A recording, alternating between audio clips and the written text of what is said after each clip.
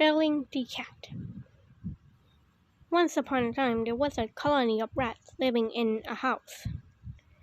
The rats were always terrorized by the cat, who is the pet of the owner of the house. They always think of an idea.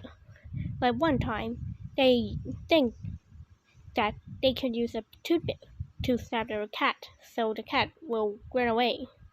But it doesn't work very well. So this time they're going to think of an idea. While were they thinking and thinking, the elder rat think an idea.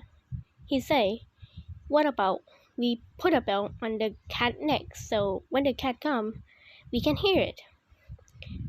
Everyone there agreed with the elder rat's idea.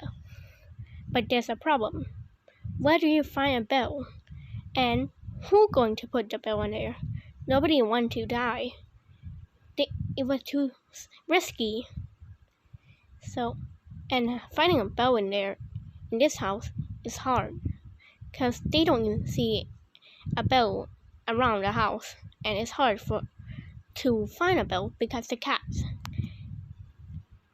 The moral of the story is, it's easy to say than to do.